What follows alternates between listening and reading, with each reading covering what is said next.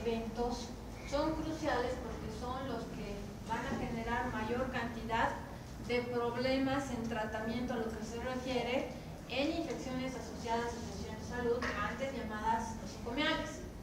Así ustedes, toditos los que están acá presentes, hagan una especialidad diferente cada uno, va a tener eventos y procesos en IAS y va a tener que luchar contra estos patógenos. Son terriblemente venenosos. Entonces, no solamente nos interesa desde el punto de vista morfológico, sino la consecuencia que puede generar. Y la consecuencia más terrible que podríamos esperar, ¿cuál sería? El fallecimiento del paciente. ¿Sí? Ya pueden ser los cirujanos más eximios del planeta, una bacteria mata a su paciente, lo que ustedes han tenido una cirugía total y absolutamente exitosa.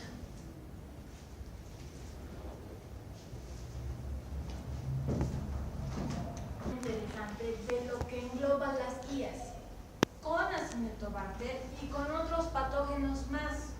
Comparten una secuencia muy evidente referido a cómo se van a instalar, qué eventualidades generan y cuáles van a ser los problemas. Si aquí les mencionan que va a generar un agravamiento en las enfermedades, ¿cuáles? Las suyas de base, por la que se ha internado el paciente, y aquellas por las cuales no se ha internado, pero que las trae desde su casa. El paciente pudo haberse internado por una fractura, pero además es hipertenso y es diabético. Va a agravar esas enfermedades porque las va a empezar a descompensar. ¿Al margen qué? Si su paciente ustedes han programado desde la fecha de su ingreso que iba a estar el paciente unos 7 días hasta su alta, el hecho de que tenga una infección asociada a atención de salud hace que esos 7 días se transformen en 14, en 20, en 21 días, y la estancia hospitalaria se hace mucho más prolongada y termina siendo un mayor factor de riesgo para adquirir otras infecciones hospitalarias. Además, acuérdense, ustedes son ahorita jovencitos, van a egresar, van a empezar a trabajar. ¿Ustedes creen que en esas eventualidades en los trabajos son muy conscientes y complacientes y les van a ir dando permiso todo el rato? No es así, lastimosamente. En muchos trabajos les invitan a retirarse de su trabajo hasta que ustedes mejoren de salud. Y mucha gente pierde el trabajo porque son trabajos eventuales, no son trabajos institucionalizados donde uno va a dejar la baja. Son contratos temporales de 3, de 6 meses, o es gente que está en contrato y prácticamente no le pueden tolerar muchas cosas. Por eso la discapacidad es a largo plazo. Hay mayor número de muertes dependiente del germen que esté atacando y dependiente de la consecuencia que va a tener en los órganos internos. Hay aumento de los costos tanto para los centros hospitalarios como para el mismo paciente. Recuerden que muchos de ustedes deben tener seguros, y en los seguros, el seguro es el que paga todo, entre comillas, porque al trabajador le van descontando cada mes de su sueldo. Pero imagínense el aumento de costos cuando ustedes tengan sus pacientes privados y los internen en clínicas. Tienen que pagar la clínica, si se ha ido a la UTI por la complicación, la estancia en UTI es 1.000, 1.200 bolivianos día. Súmenle eso los antibióticos, que si vienen estos gérmenes son de muy alto espectro y son costosos. En antimicrobianos por día pueden llegar a gastar entre 3.000 a 4.000 bolivianos día. Entonces, más los sueros, más los otros medicamentos, más las radiografías, más los cultivos, más los análisis de sangre, gasometrías y demás. Imagínense el costo que se hace. Si ahorita ustedes se ponen a pensar en la posibilidad de que si en su familia podrían erogar esos gastos, la respuesta con seguridad del 100% de ustedes es que no se puede. Es muy costoso, ¿sí? Y además hay costo hospitalario incrementado, porque el hospital invierte mucho más en la estancia del individuo, esté o no esté con dieta. No solamente se toma en cuenta la cama ocupada, sino se toma en cuenta todos los insumos que va a ir utilizando este individuo. Por eso ustedes ven ahí la gráfica, ¿no es cierto? ¿Qué dice? Costos y consecuencias de manos sucias, ¿no? ¿Eso qué significa? Que nosotros podemos generar infecciones, nosotros, por no lavarnos las manos. Focos frecuentes de la infección y la asociación de estos que van a tener con lugares. Ahora estamos viendo Acinetobacter y aquí lo van a encontrar también, porque hemos dicho que tiene una asociación muy interesante. Factores frecuentes de infección y sus riesgos. En tracto urinario, ¿no es cierto? Procedimientos con catéteres invasivos, donde el paciente puede tener edad avanzada, puede tener lesión en el sistema de base, en el sistema urinario, o puede tener otro patógeno o patologías como una litiasis renal, por ejemplo, ¿no? Infecciones del tracto respiratorio inferior que pueden estar asociadas o no a un ventilador mecánico o se ha hecho una intubación transitoria. No todo paciente que ustedes van a ver en el hospital donde entra en insuficiencia respiratoria se le intuba, tiene que ir obligatoriamente a ventilación mecánica, ¿no es así? Nosotros muchas veces vemos la dificultad respiratoria porque no hay buen manejo de secreciones, se hace la intubación, se aspira las secreciones, se mejora su ventilador y luego de unas horas, cuando mejora todo, el paciente nuevamente se extuba. Por eso dice ahí maniobras de aspiración y de ventilación, ¿no es cierto? Y ahí van a encontrar también un evento que nadie le toma mucho en cuenta, que es la sonda nasogástrica, que ahí está como el tubo nasogástrico. Van a ver ustedes que cuando empiecen a poner sus sondas nasogástricas, nadie le va a dar bola después de la bendita sonda nasogástrica. Está ahí, se acabó. Puede ser para alimentar, puede ser para descomprimir y aspirar. Pero está ahí puesta. Todo el mundo está dando vueltas alrededor de los catéteres. Pero la sonda está ahí. La sonda termina siendo un activador fundamental de personas que han tenido sinusitis crónica, por ejemplo. El paciente en el interino hospitalario empieza a tener alzas térmicas. Uno no sabe de dónde. Y da la casualidad de que es activadora de sinusitis crónica y además esa sonda en un paciente con decúbito prolongado está haciendo presión, genera úlceras en todo lo que es el trayecto, ¿no?, interno en mucosas y ahí se genera una sobreinfección. Por lo tanto, esa sonda, además de cuidarla, hay que cambiarla de lugar en un paciente donde va a estar un tiempo prolongado con la necesidad de la sonda, ya sea para alimentar o para aspirar y descomprimir, como habíamos dicho. Las infecciones intravasculares o asociadas a catéteres endovenosos, ¿no es cierto? Un catéter endovenoso sin ver necesariamente el catéter venoso central termina siendo la simple bránula. Y la bránula se la debe cambiar cada tercer día, así esté en una muy buena canalización, porque eso dice la normativa. Si no, vamos a tener una infección de torrente vascular de partida periférica. Y eso es bien frecuente, pero nunca deben confundir la flebitis con la celulitis y genera mucho celulitis. Ahora, hay algo bien interesante, uno dice, pero el paciente ya está con antibiótico, eso me daría cierto grado de tranquilidad, y no es cierto. Si se ven aquí, las profilaxis antibióticas inadecuadas, que van pasando a hacer tratamientos más o menos hechos, porque la profilaxis es una dosis o dos exageradamente, pero cuando ya van en 3, en 4 dosis, esa ya no es profilaxis, esa ya es inicio de tratamiento, salvo en pacientes inmunocomprometidos, donde se hace profilaxis primaria y secundaria, ¿sí? Estas son profilaxis quirúrgicas, por ejemplo, donde antes de entrar a la cirugía se le pasa 1 o 2 gramos, yo que sé, de cefalosporinas, pero hay otro grupo de pacientes con los cuales no se tienen que confundir, que son los que reciben profilaxis primaria y secundaria, que son los que tienen un sistema inmune bajo. Reciben dosis estandarizadas para evitar que en el interín de su larga enfermedad adquieran algún tipo de patógeno. Por ejemplo, un paciente con HIV en un estado SIDA, que ya está con un CD4 bajo 150, va a recibir como profilaxis cotrimoxazol, va a recibir como profilaxis, si hemos descartado en el TBC y isoniazida, entonces van a recibir fármacos que van a evitar que enfermen de un patógeno, que es una profilaxis muy diferente a las quirúrgicas, por ejemplo. Y si se dan cuenta, todo esto pues tiene la misma posibilidad y la misma transmutación para todos los patógenos que nos pueden agredir, incluido el Acinetobacter baumannii. Esto es interesante, cómo van los gérmenes yendo. Esta primera parte que les estoy ofreciendo es vital, porque tienen que hacer el nexo en las patologías nosocomiales, patologías infecciosas nosocomiales. El primer agente acarreador de patógenos en un sistema de salud, ¿quién creen que es? El médico, porque la enfermera sí se lava las manos cuando y cómo debe ser. El médico no. El médico es reacio a lavarse las manos y cuidar su instrumental, no le gusta. Y eso han hecho muchos estudios, han hecho muchas charlas de sensibilización, por lo que han recomendado que al mismo grupo de personas de determinado hospital, al mismo, se le dé por lo menos al año 4 veces la misma charla de lavado de manos. O sea, si hoy nos estuviéramos viendo, en 3 meses nosotros, igualitos los mismos, nos tendríamos que ver a recibir exactamente la misma charla de lavado de manos. ¿Por qué? Porque a las 2 o 3 semanas uno vuelve a tener las actitudes que los tenía antes. Por lo tanto, todo se quiebra. el conocimiento de lavados, pasos, todo está aquí, pero actitudinalmente no los cumplen.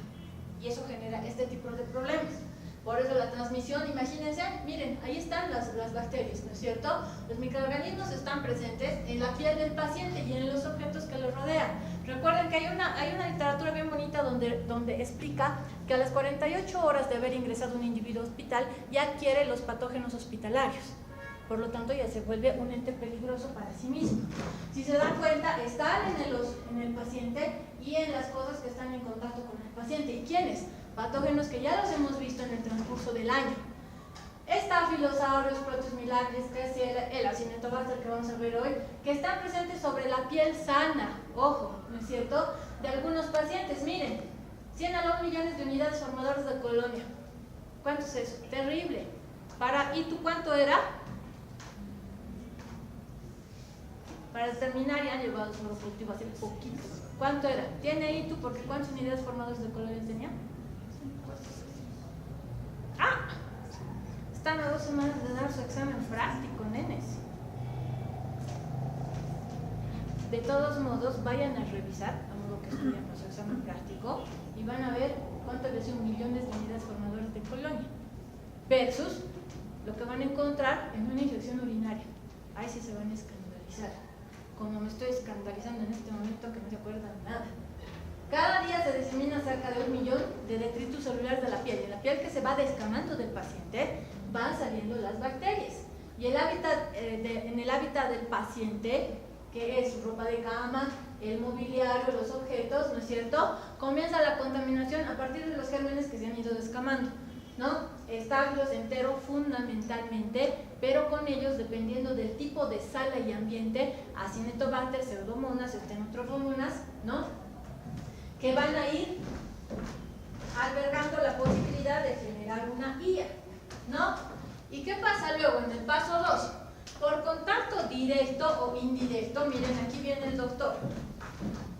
Sería un absurdo que para el 100% de pacientes nosotros utilicemos guantes. Por lo cual, tocado el paciente, ¿qué debo hacer? Lavar mis manos. Uno viene y le da el confort al paciente, ¿no? Le agarra su mano, le conversa, le dice cómo está. Hay pacientes que les extienden la mano para saludar. Entonces uno cumple con ese rol, porque el rol del médico no solamente es dar medicamentos, es reconfortar al individuo. Por lo tanto, estamos en contacto con los microorganismos del paciente. Por eso dicen, ¿no?, los enfermeros y médicos pueden contaminar sus manos, ¿no?, de 100 a 1000 unidades formadoras, por ejemplo, de Klebsiella durante las tareas habituales. Le sube, le baja, le cambia su sensor, su oxímetro, ¿no?, le va cambiando y adquiere. El 15% de los trabajadores de salud realizan, ¿no?, estas tareas en pacientes que están en unidades de aislamiento. Pese a que están en unidades de aislamiento, la bacteria es sacada por el personal de salud afuera y es pasada a otro grupo de pacientes, ¿no?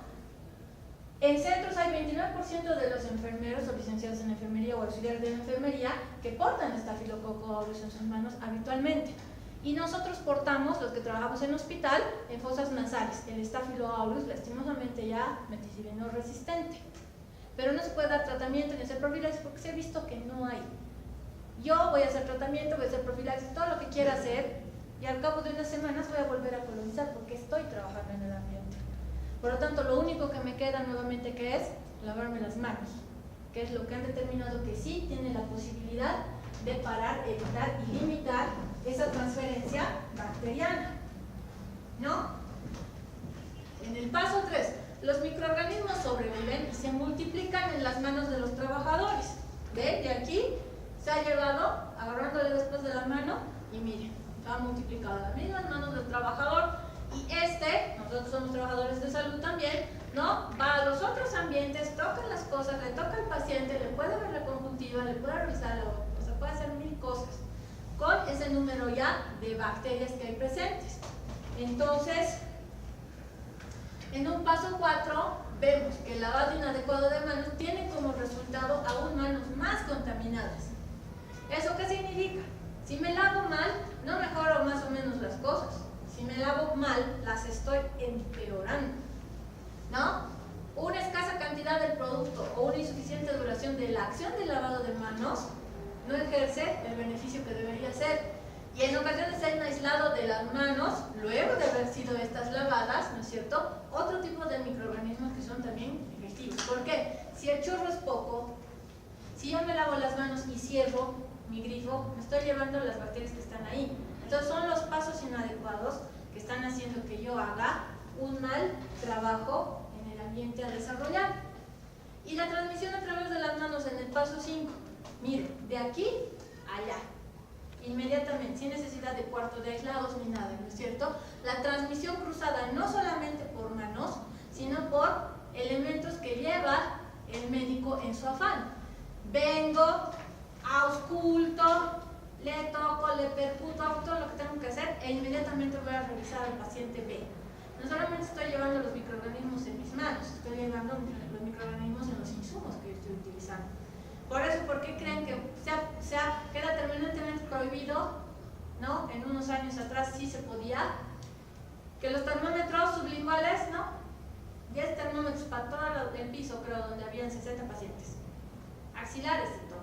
Y si quieren tomar temperatura oral, es mejor que el paciente compre su propio termómetro y se lo utilice solamente. No se pueden estar utilizando los orales entre paciente, porque si se dan cuenta, se esteriliza. No. Y a veces está el frasco donde tiene un líquido antiséptico y a veces ni las enfermeras saben cuándo es. Ustedes saben por sus clases de principio de año de antisépticos y desinfectantes que todo tiene un tiempo de vida útil y el mecanismo de acción del antiséptico cambia de acuerdo al tiempo de exposición, a la cantidad y al uso. Entonces cada uno de los antisépticos va muriendo. Entonces ya no se usa y ya no se debe poner, ¿no es cierto? Y la manipulación de los dispositivos invasivos, ¿no es cierto?, determina la contaminación de los gérmenes. Por ejemplo, está su paciente, viene el doctor, ha ido a revisar su bolsa colectora, si tiene o no tiene detritus, que el tubo, que la vía, e inmediatamente está yendo a saludar al paciente. Entonces nosotros estamos acarreando este tipo de patógenos como el acineto y los demás, porque tienen la misma vía de transmisión. El Acinetobacter tuvo muchos problemas. Por ejemplo, antes de los 70 y con todos estos dibujos que ustedes están viendo, era difícil de identificarlo porque es Coccobacilo gram negativo. Entonces los Coccobacilos gram negativos en ese entonces eran un mundo y generalmente los pusieron con el mundo de Neisseries, los inculcaron dentro de esa familia de Neisseries, ¿no es cierto? Y generó, que se lo iba cambiando y cambiando, una confusión taxonómica bien importante, descrito ya en 1908, pero como Diplococcus mucosus, ese fue su nombre. Hasta que empezaron a buscar, ¿no es cierto?, la categorización, y se lo categorizó dentro de la familia Neisseriae. Pero lo que hizo y permitió la diferenciación del Acinetobacter de los otros diplococos gram negativos fue su comportamiento con la oxidasa.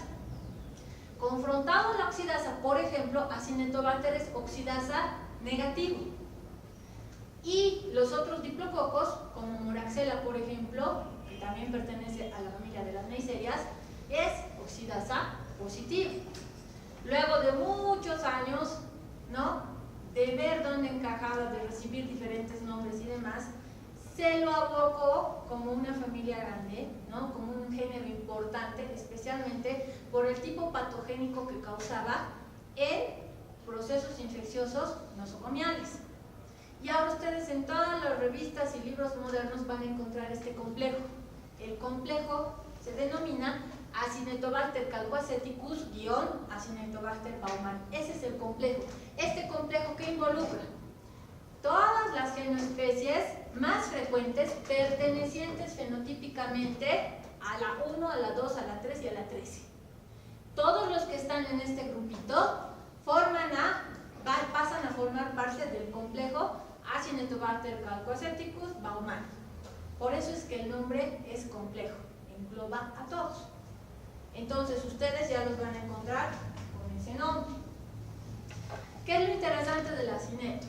¿No? Que sus requerimientos nutricionales son sencillos. Cuando una bacteria necesita menos para vivir, es más fácil que se quede ahí, que progrese y que se multiplique. Cuando son muy exigentes nutricionales no. Como no tienen lo que quieren, se mueren rápido. En cambio, esta no, se queda, ¿no? Utilizan diferentes fuentes de carbono y esta utilización de diferentes vías de carbono hace posible su expansión. O sea, sabe de dónde sacar su alimento. De lo más bajo puede él utilizar. Por lo tanto, hace que pueda sobrevivir. ¿Dónde lo encontramos generalmente? En aguas y suelos. En todas partes está el Acinetobacter, ¿sí? Pero aquí hay cositas bien interesantes que vamos a ver. Dice niebla de vaporizadores, grifos de agua corriente y orinales. ¿A qué se referirá esto? Cuando nosotros tenemos un paciente, ¿no es cierto?, y tiene dificultad respiratoria o tiene secreciones acumuladas, y ustedes van a ver cómo su tos es desesperante, ¿no? Puede estar en un estado de conciencia pleno o en un estado inconsciente, pero es una tos desesperante porque la tos es un reflejo, ¿no? No necesita uno estar despierto en sus 5 sentidos con un Glasgow fabuloso para toser. Es un reflejo primitivo. Por lo tanto, van a escuchar y da la impresión que estos pacientes se están ahogando en sus propias flemas. Son momentos en los cuales se necesita vaporizador, nebulizador. Y al margen de eso, cuando ustedes indican oxígeno a un paciente, el oxígeno nunca entra seco.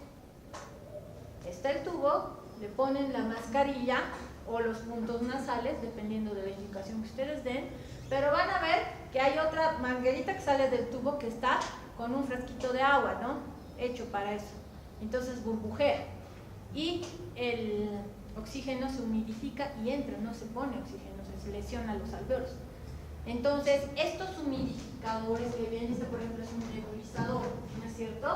Aquí ponen todo el implemento que necesitan, este es su ventilador, ¿no? Está aquí todo lo que le van a poner en medicamentos, es decir, cisteína, fluimucil, ¿para qué? Para que vaya degradando todo lo que tiene que degradar y viene aquí el vapor, ¿no? ¿Cuál es el problema? Ambiente húmedo, cálido, y si esto no ha sido guardado, sacado porque no son descartables y hecho el seguimiento de todo el proceso de lo que es la desinfección de alto nivel, no lo hacen ustedes, lo hacen las enfermeras, pero lastimosamente si esto está mal hecho, el responsable de tratar a este paciente que debe hacer ustedes, no las enfermeras, así que tienen que ir vigilando.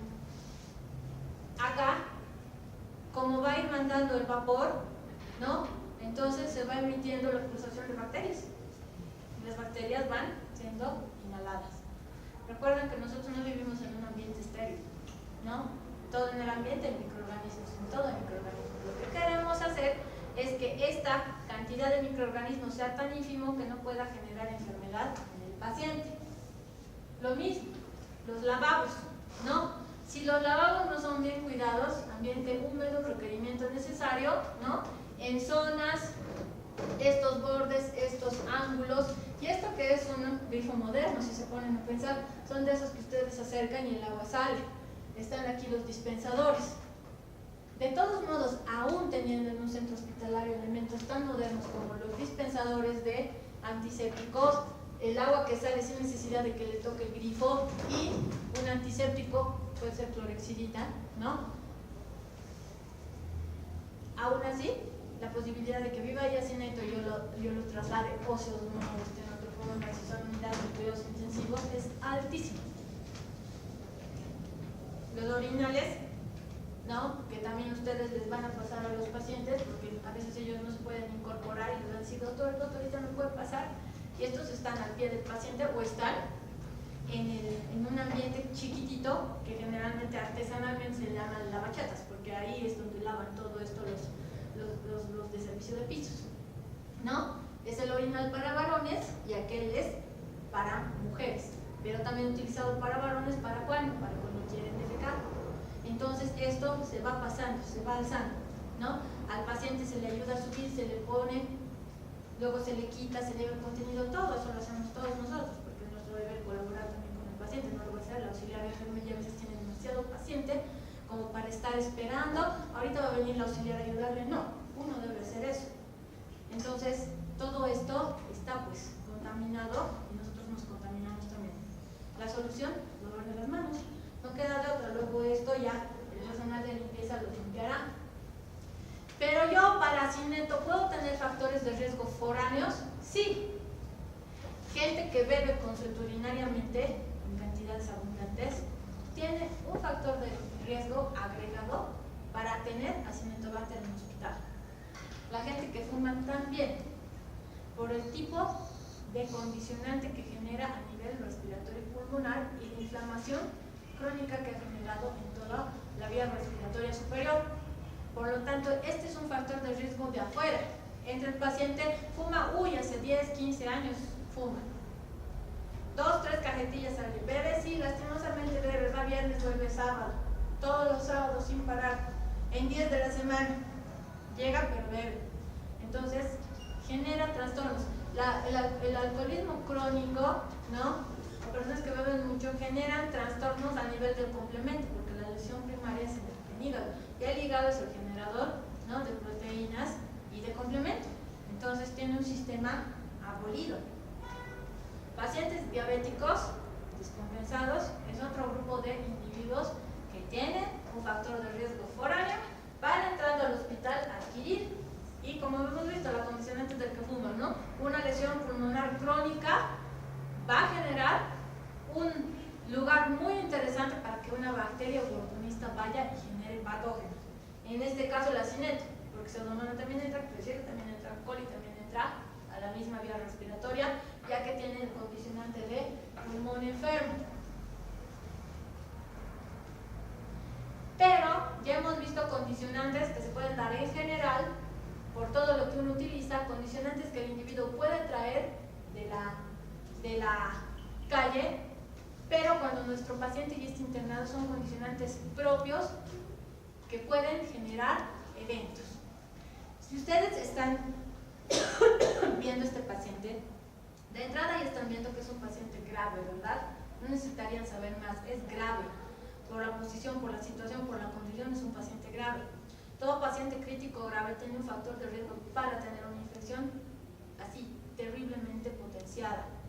Este paciente puede ser el resultado, ¿no?, de un politraumatismo craneoencefálico. Si se dan cuenta, no ha entrado por ningún tipo de infección. Y lastimosamente ha sido operado, le han sacado un coágulo, no, hasta ahora no hay nada de infección.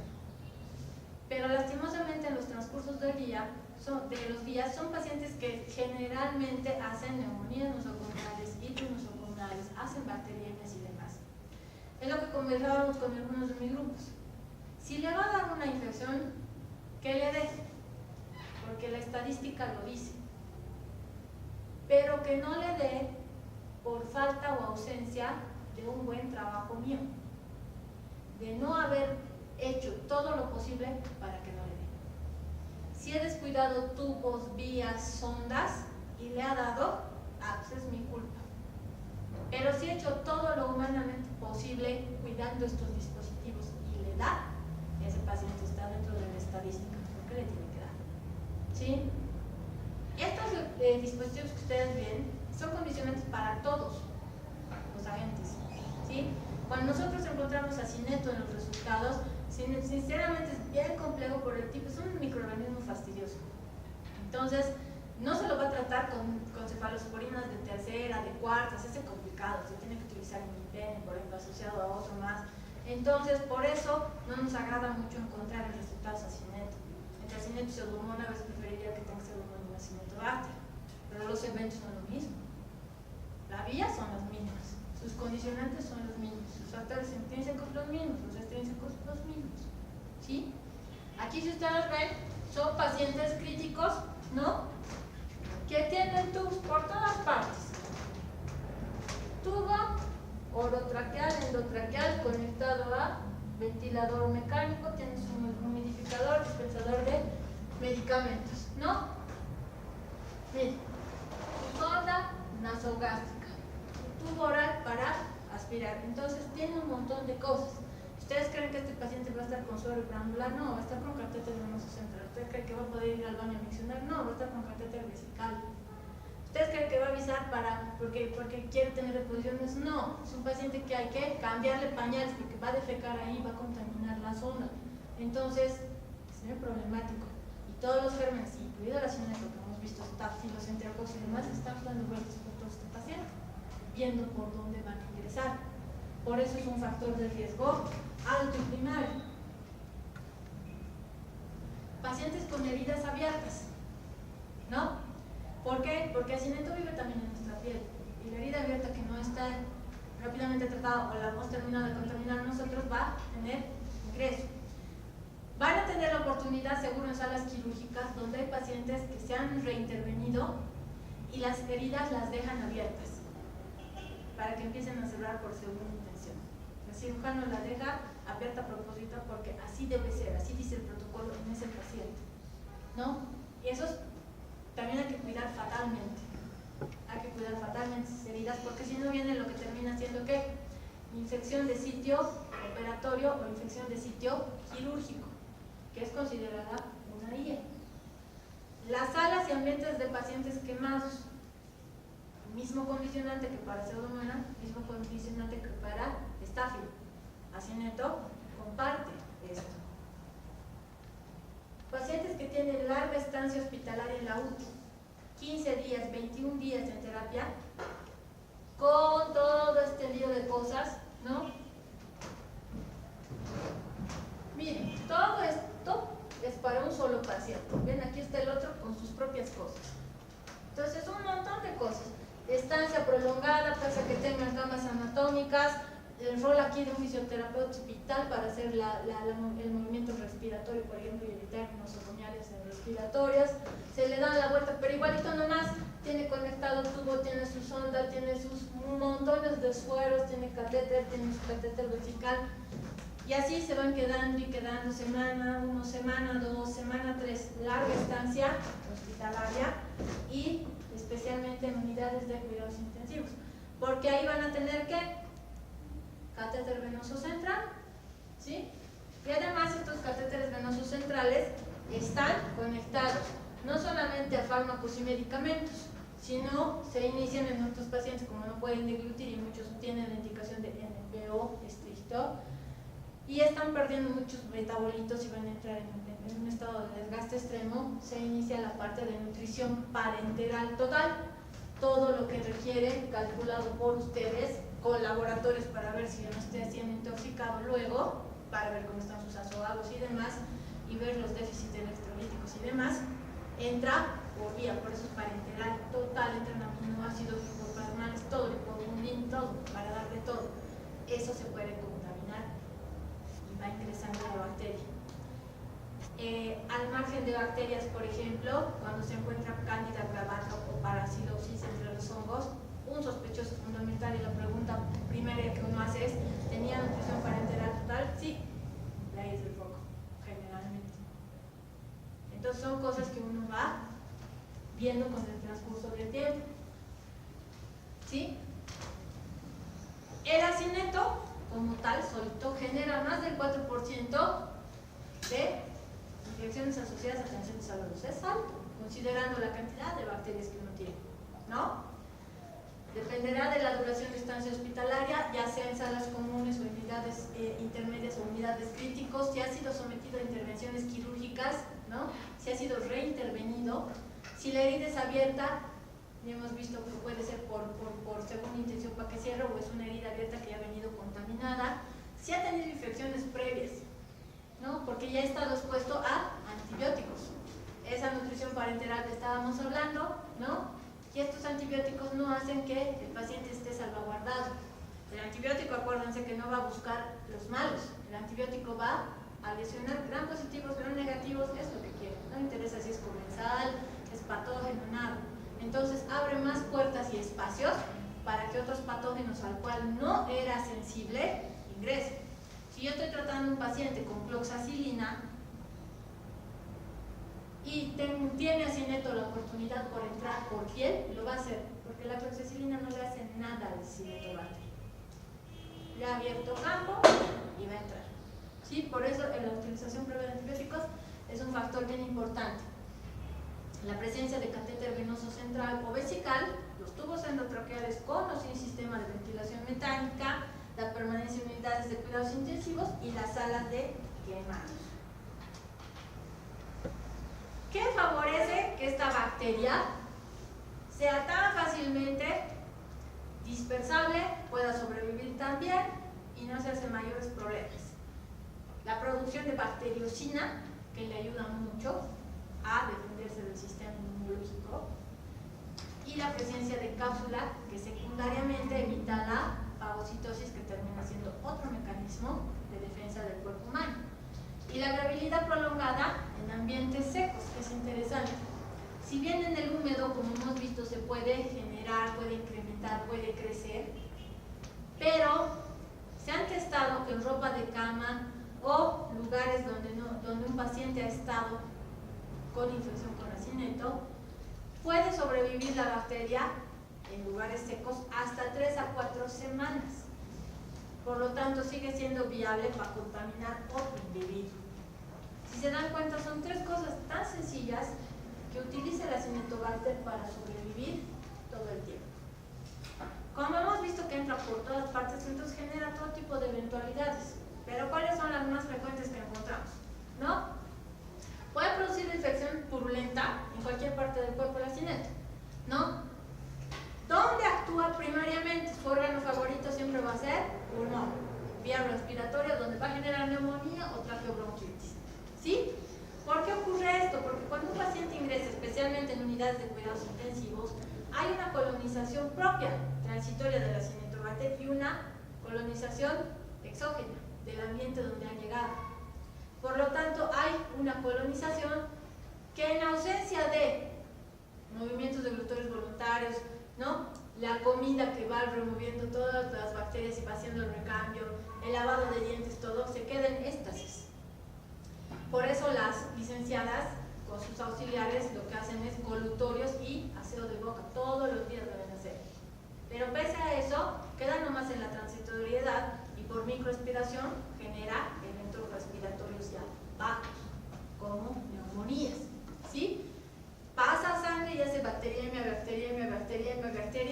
puede partir de foco respiratorio, de foco cutáneo o de un foco desconocido. Y está haciendo la bacteriemia y luego de un tiempo nosotros vemos dónde se ha terminado de alejar. Pero podemos tener un paciente donde tenga, ¿no?, aspirado bronquial negativo, urocultivo negativo, pero tiene un cultivo positivo. Habrá que ver si hay algún dispositivo vascular que haya coadyuvado esto para que esté generando bacteriemias y bacteriemias. Puede generar infección del tracto urinario, mucho más asociado a personas que tienen catéter vesical. Puede darle meningitis a un individuo, ¿no? E infección de tejidos blandos. Cuando genera una infección en tejidos blandos, generalmente no está solo. Es una infección polimicrobiana y fundamentalmente en heridas traumáticas, ¿sí? Traumáticas. El hecho de que sea polimicrobiano lo hace todo mucho más complejo, porque el hecho de ser polimicrobiano nos obliga a dar una asociación antibiótica para coberturas de cocos positivos, negativos y anaerobios, ¿no? Entonces, al hacer a ratos mucha mezcolanza, se pierde el sentido de sensibilidad de alguna de las bacterias involucradas y mientras se va cubriendo los 2 gérmenes que quisiéramos, el tercer germen va progresando en su crecimiento y a partir de esos focos puede hacer bacteriemia e ir a otro lado, ir a meninges, ir a pulmón, ir a vía urinaria, al otro órgano más sensible del individuo. Y además recuerden que todo lo que genera lesión tipo fasciitis, necrotizantes, síndrome de Fournier que ustedes van a ver, son bacterias. Ahí está muy involucrado el estrep, por ejemplo, que la han denominado una bacteria come carne. Están los anaerobios. Entonces nosotros atacamos a los positivos, que son anaerobios facultativos o bacilos. El anaerobio estricto aprovecha todo lo que puede para crecer. Entonces se va haciendo la infección por planos. Son difíciles de controlar, porque si se dan cuenta, frente a un tejido enfermo donde puede haber miopiositis, que será la presencia de pus en músculo, ¿qué nos queda? Si no hay una muy buena respuesta, el cirujano entra a hacer una limpieza y a veces se sacan segmentos, se necesitan injertos para piel, es súper complejo y en esos eventos el acineto puede estar muy bien involucrado. Dependerá del órgano donde yo lo tenga, haré la obtención de muestra como para cualquier otro microorganismo, con todas las normativas, con todas las directrices y todo el material que necesito. Someteré luego a tinción de Gram, que hará la observación microscópica.